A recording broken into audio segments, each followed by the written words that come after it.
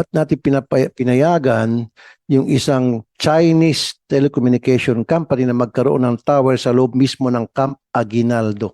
I do not have personal knowledge po, Mr. Chair. Alam ko yung DND at PNP na bigyan ng mga computer donated by China. Iwasan muna natin gumamit ng mga computers na made in China. I just read in the news today that they're already claiming Batanes as part of their island chain. Batanes, which is a province of the Philippines. Bakit pinayagan na magkaroon ng tower ang isang Chinese telecommunication company sa loob mismo ng Camp Aguinaldo? Hindi nyo ba nabit ito? Why was it allowed? And I've been asking this question time and time again, but nobody can give me the correct answer that people are expecting from you guys in the military. Kasi tower to yung telecommunication tower.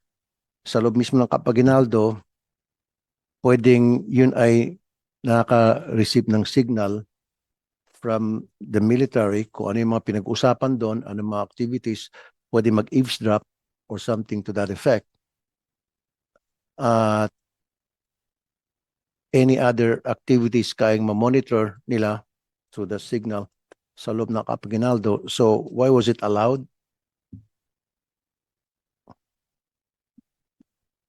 Mr. Chair, Your Yeah, Honors, Asik. good morning. Your Honor, I do not have personal knowledge as to the tower po, but maybe we can provide you a detailed explanation, if any. We'll just consult with those offices actually handling the subject. Pero Asik, Asik Lawrence, last year and the year before that, I've been asking that question from the military and the DND, bakit pinayagan at hindi ako nabibigyan pa rin ng tamang sagot up to now? Why? Yeah. Ba't yung inaalaw yon? Na we're talking about espionage here, right? This is our main topic here. Pero ba't natin pinayagan yung isang Chinese telecommunication company na magkaroon ng tower sa loob mismo ng Camp Aguinaldo? Mr. Chair, I'm not privy to the construction of a tower within Camp Aguinaldo. Hindi mo alam, DND ka sa loob mismo ng Camp Aguinaldo? I do not have personal knowledge po, Mr. Chair, but if you can allow us like a few days to come up with a detailed explanation and we can present it personally. So next year ulit, sa pag-hearing natin next year, I'm gonna ask the same question and then you guys or anybody from the military will say, or DND na, I'll get back to you. Ganun ba palaging sagot? Kasi yun ang sinagot niyo sa akin noon eh. Ngayon, same answer na naman. We'll come up with a detailed explanation before the week ends, Mr. Chair. Okay. Before the week ends. Sana makabigay kayo ng magandang kasagutan kung bakit inalaw yun in the first place. And then pangalawa, kung iniisip natin na pwedeng gamitin ng China yun para mag-spy sa atin, ba't hindi natin patanggalin na lang yun? Well noted Pwede po naman sila magpwesto sa ibang lugar, ba't sa loob mismo ng kampo militar? well noted po yung concern nyo, Mr. Chair, Your Honor, and we'll include it in our detailed explanation, which we hope to submit before the week ends, Mr. Chair. Okay. During the previous administration, nag-donate ang China ng maraming computers by the hundreds or even thousands. And ang balita ko, pati AFP ata nabigyan ng computer na made in China, dahil China dun, or PNP. Ano nangyari sa mga computer na yun? Hanggang ngayon ba, in possession pa rin kayo sa mga computer na yun? PNP or?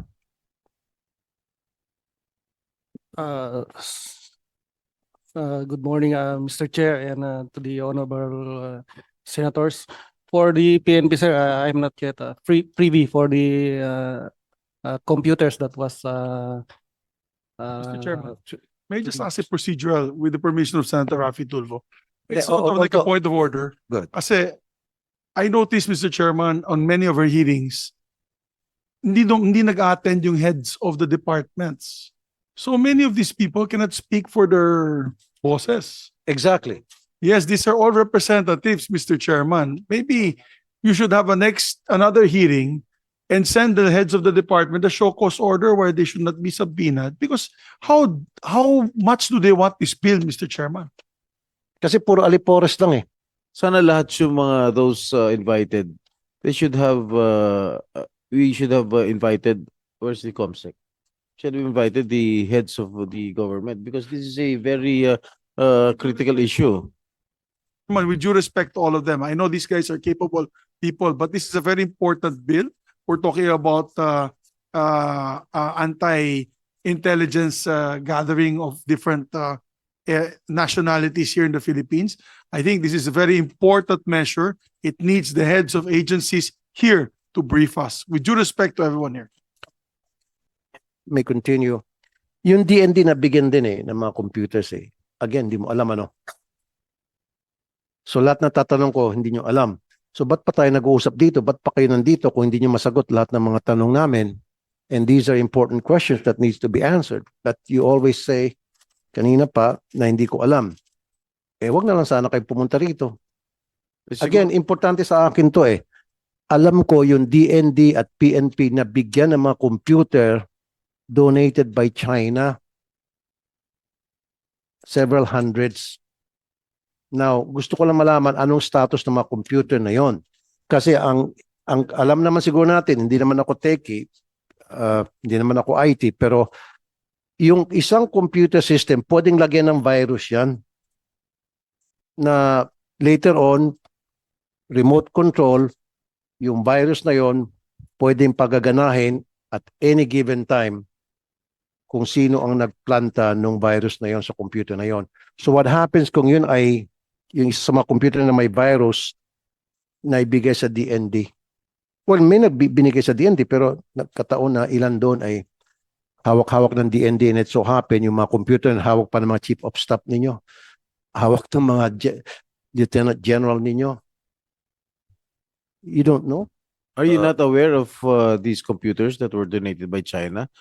Mr. Chair, Your Honor, I have no personal knowledge as to, I think it falls within the privy. Siguro po, yung administrative service po namin yung makakasagot.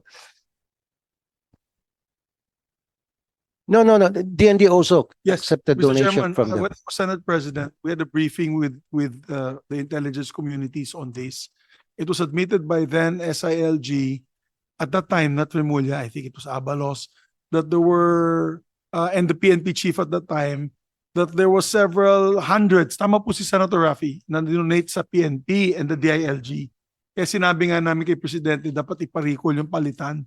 So he directed at that time the ICT Secretary, the one who, Ivan Uy, to do so. So I do not know the status now, Mr. Chairman. Thank you to Senator Tulfo for bringing this up.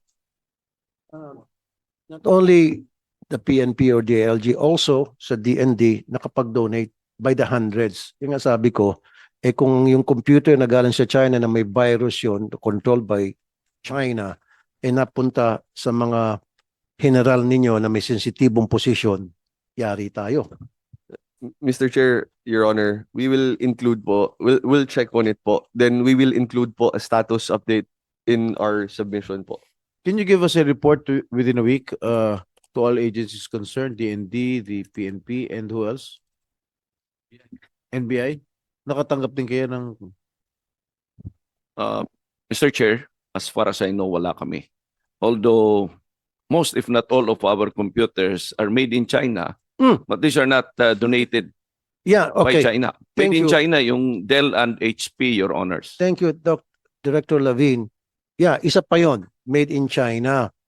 So, paano malaman na yung made in China ng mga computer na binili ninyo at alam ng China na kayo ang bumili sa NBI na yun po ay malagyan ng virus na later on nagamit nila para mag-espiya sa NBI? To respond, Mr. Chair, we rely on the manufacturer, yung Dell and HP. But you said meron kayong mga computers made in China.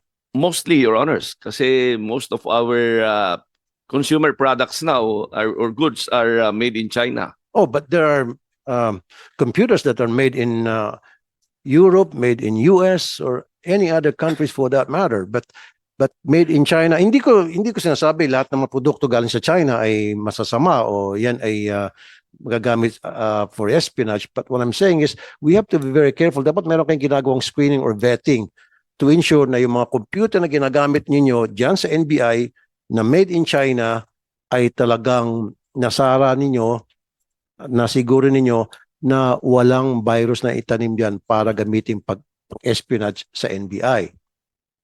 Thank you, Mr. Chair. We will double check on that, but our procurement process is through our bidding.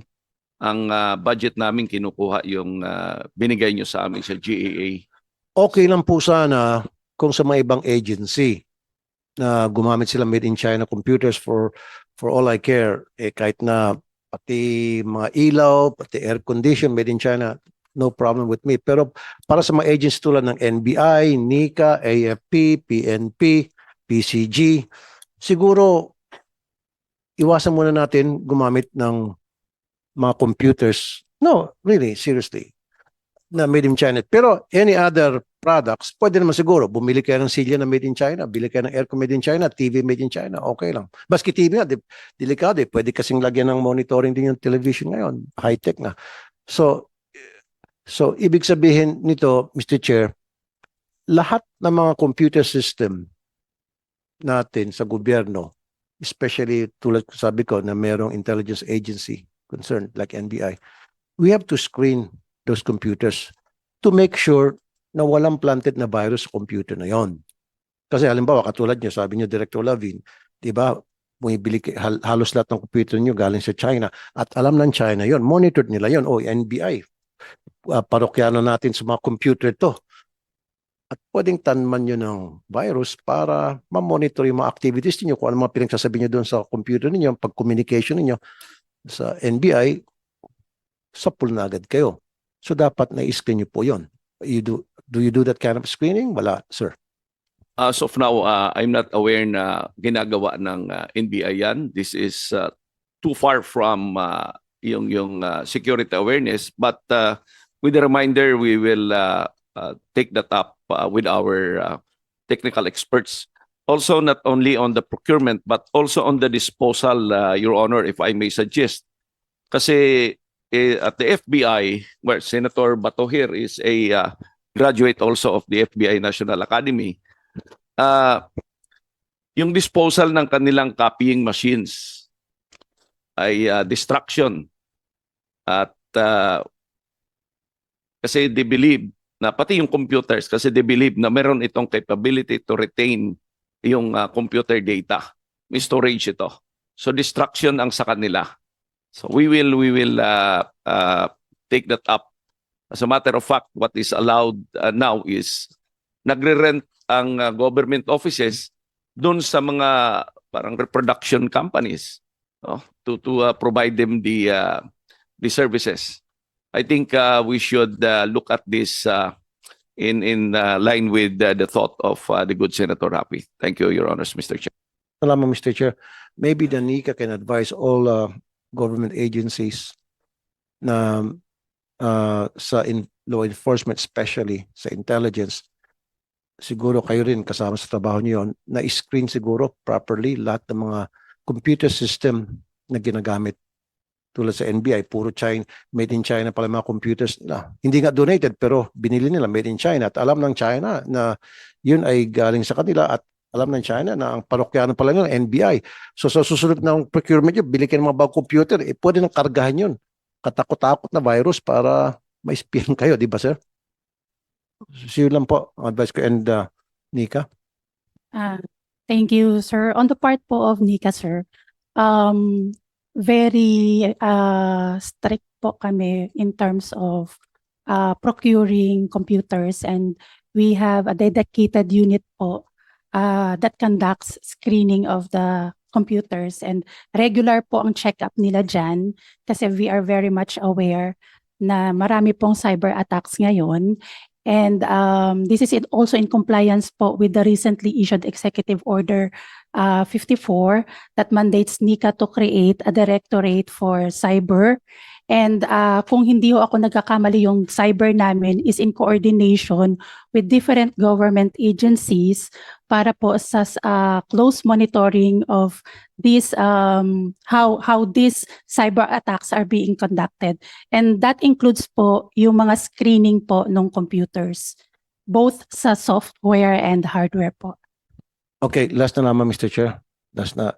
Ang apat palang tanong ko eh. Okay.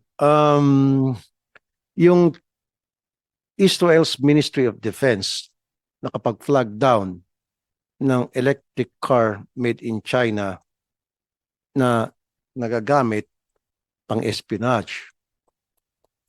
Are any of you aware of that? So marami tayong electric car, electric vehicles. Hindi ko sinasabi na magkaroon tayong xenophobia dito, against China, especially magkaroon planning na tayo sa mga made in China products. But I'm just trying to open up awareness para sa ating mga taga-gobyerno, because sino ba naman ang palaging pinag-uusapan pag West Philippine Sea ang paksa, di China. Di ba? Meron ba makasagot noon? And then, wala. Yung mga electric vehicle, NBI siguro can answer. And then one follow-up question, and then I've got to go. Your Honors, Mr. Chair, if I may just share one of our operations. Ito yung tinatawag nila na autonomous unmanned vehicle. Ito yung unang sinasabi nila na nagmo-monitor lang sila ng traffic, yung road size, yung situation. But we believe na dito patungo yon. At they may be spying on our itong ating traffic environment, kung saan pwedeng gamitin ito. We believe na may kinalaman dito yon. But again, ang sa amin dito is yung sa espionage and in relation to cybercrime. Thank you, Mr. Chair. Okay, ito na lang, Mr. Chair. Ba't hindi tayo magbuo ng isang task force against foreign interference? Like National Task Force Against Foreign Interference, meron to sa ibang bansa eh. But wala ba tayong ganito, Nika, na parang combined, nandyan yung NBI, PNP, nandyan yung AFP, and Nika, and with one goal, which is bantayan yung mga ginagawang interference ng mga foreign entities dito sa Pilipinas. Do we have that kind of task force? At present, sir, we do not have a task force dedicated to monitoring foreign interference. But during in the past Congress po, in the 19th Congress, there was a bill filed by the former Senator Tolentino, proposing for the creation of an interagency task force which would focus on foreign interference, Mr. Chair. Okay, so it needs legislation at yung bill Yes, na Mr. yon Chair. hindi nakapasa. Hindi po siya nakatawid sa 20th Congress. Noong 19th Congress po, meron pong na-file si former Senator Tolentino proposing po for the creation of a council which would particularly focus on foreign interference, Mr. Chair. Thank you, Mr. Chair. Thank you very much. Thank you, thank you, Senator Rafi. Senator Migs. Yeah, thank you, Mr. Chair. Chairman. Just related to the query of Senator Tulfo earlier about the equipment. Yung sa PNP, Colonel, actually that was a very well documented turnover. That was in 2020, 2021 bago mag-election. That was during the pandemic. Yung Chinese ambassador pa was there. Oo, baka naka-assign sa ibang probinsya po si Colonel, di natin alam. Pero alam ng mga bosses niya yan kasi malaking turnover yun. The Chinese ambassador was there. It was a photo op in their multipurpose building in the PNP.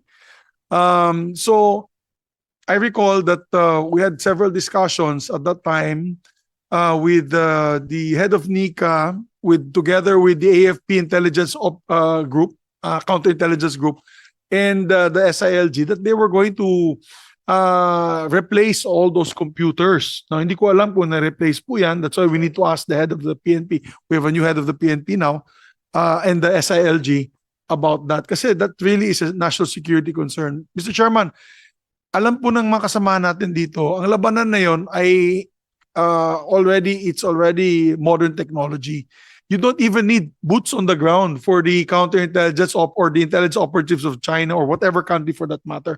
All they need is access to your computer. They can open the cameras in your phone, laptops nyo. They can tap into our CCTV equipment.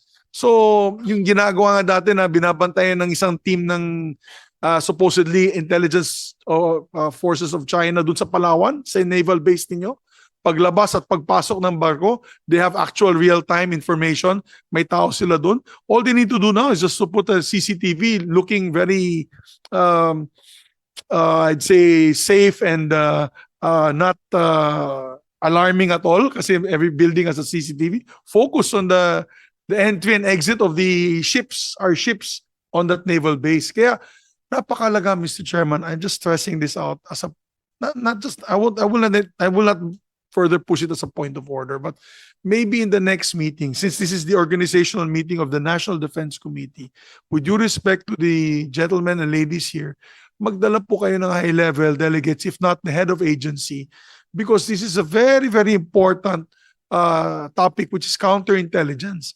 For example, Secretary Gibo Chudoro should be here. And by the way, he's a graduate of Xavier University, so he could have answered Senator Tulfo's query about why learning Mandarin and all that. No, di naman siguro spicy Secretary Gibo Chudoro being a graduate of Xavier. I trust him 100%. No, and also sa AFP, yung ating Chief of Staff should be here, and the PNP as well. Chief of the Chief PNP should be here, and the SILG, because the matters that we're discussing here is of national importance. If a executive session should be called for, then so be it. But we need to be guided when we're passing these bills. Kasi meron po kaming bills. Meron din po akong bill dito on anti-espionage, no? And other offenses. We're trying to amend it. World War II era law. A 80-year-old law. We're trying to amend that law. So you have to help us, ladies and gentlemen. Let your bosses know that this is a very, very important bill and topic that we're going to discuss. I think you'll get more support in the Senate when it comes to anti-espionage, Mr. Chairman. That's a statement that I want to make lang now. And of course, we'll follow up on the issue on the donated Chinese computers. And a reminder that we just amended the procurement law.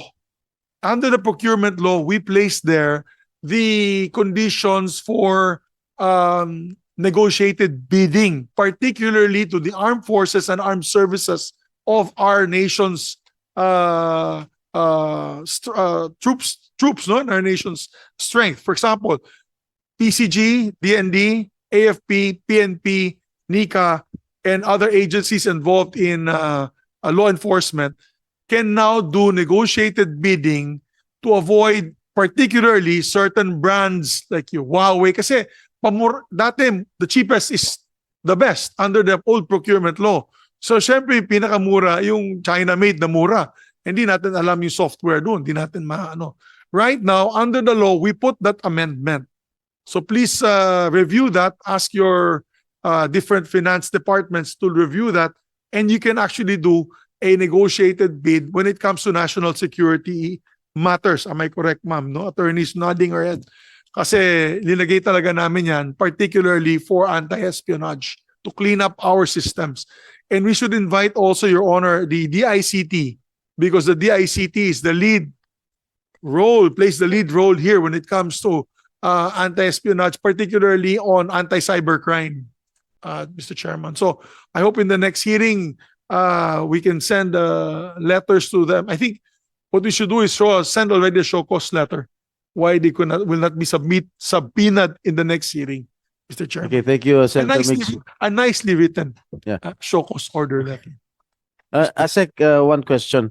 Are you aware of the donation from the government of China during the last administration, 1 billion worth of engineering and military equipments? I'm not personally aware, Your Honor. 1 billion worth of donation galing sa China, hindi nyo alam. Kung Mr. Chair, 1 billion kasama na yung mga baril at saka Yes. bala. Because Military during and my time, engineering. nakatanggap ako ng No, mga bala I think it at was saka donated baril to the from China. Department of National Defense. Wala, hindi yung PNP. Hindi nyo alam. During the last administration, it was donated February of 2025. 2022. I'm sorry, 2022. So, panahon po ni President Duterte. Hindi nyo alam? Naka na ngayon. Ito, nakalagay, oh. 1 billion worth of DND gets 1 billion worth of military engineering equipment from China. It was received worth of military equipment from for the rehabilitation of Marawi City and other humanitarian assistance and disaster response operations. The equipment was donated by the Ministry of National Defense of the People's Republic of China, according to Secretary Lorenzana. Hindi nyo alam? This donation is made of various rescue and relief equipment, drone systems, detectors, water purification vehicles, ambulances, fire trucks, X-ray machines, explosive ordnance disposal, robots, bomb disposal suits, transport vehicles, backhoes, dump trucks, forklifts, and earth movers. Hindi, tatanungin ko na sana kung napapakinabangan nyo ba ito sa DND or... Your Honor, we'll check po. We'll check. So check on it po. Okay, Hindi just po- give us a Mr. Chairman. report. Alam mo, Mr. Chairman, guys, my dear colleagues here, my fellow kawani ng gobyerno, we have been in my meetings with the ambassador of different ambassadors, Australian ambassador, the ambassador to the United States. They've always commented that the Philippines has a very low ranking when it comes to anti-cybercrime and anti-espionage activities. Kaya po pag pumupunta sila dito, when we meet our counterparts, no, senators and congressmen and members of parliament from these first world countries, they don't even use their phones. It's all burner phones. They're not, you know that. They're not allowed to even bring their own phones kasi baka magamit nga for espionage. Even Australian members of parliament, even New Zealand members of parliament, members of the Quad. Tayo po, wala tayong selfie lahat. Naka-Facebook live tayo. Wala po tayong awareness, no? Even our armed services group. So, I hope, Mr. Chairman, this will change. Talaga napakahina. Worried ako, boss, kung pumasok dito yung isang bansa na hindi natin kanais-nais na gustong pumasok dito. As a matter of fact, I just read in the news today that they're already claiming Batanes as part of their island chain. Batanes, which is a province of the Philippines. Yeah, it's really a serious matter. So, pagka ganun, dapat na nasa next level na po tayo pagdating sa cybersecurity. Next level na po tayo sa anti-espionage. Thank you, Mr. Chairman. Thank you, Senator Zubiri.